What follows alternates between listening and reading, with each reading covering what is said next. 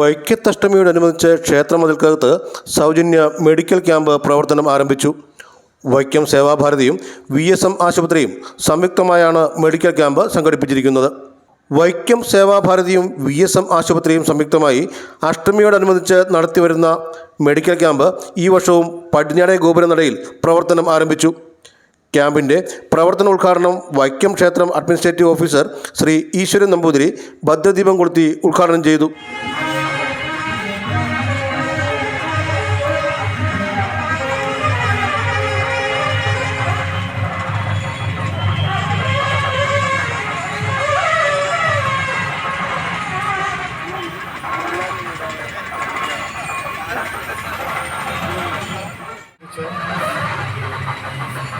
വളരെയധികം ഭക്തജനങ്ങൾ എത്തിച്ചേരുന്ന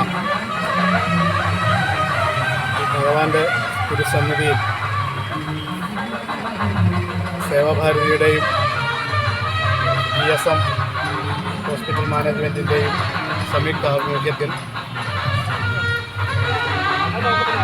ഒരു മെഡിക്കൽ സേവനം നമ്മുടെ ഭക്തജനങ്ങൾക്കായി ഒരുക്കിയതിൽ വളരെയധികം സന്തോഷമുണ്ട്. ക്ഷേത്ര ഉപദേശക സമിതി president Shri Narayanan Nair, Vadakkupurathupattu committee general secretary Shri Sunilkumar P, VSM ആശുപത്രി managing trustee MG Somanath, trust secretary P Prakashan, PRO KP Shaji, Seva Bharati secretary KP Manoj തുടങ്ങിയവർ പങ്കെടുത്തു. അഷ്ടമിക്കാലത്ത് 24 മണിക്കൂറും പ്രവർത്തിക്കുന്ന രീതിയിലാണ് ക്യാമ്പ് സജ്ജീകരിച്ചിരിക്കുന്നത്. Vision news, Vaikom.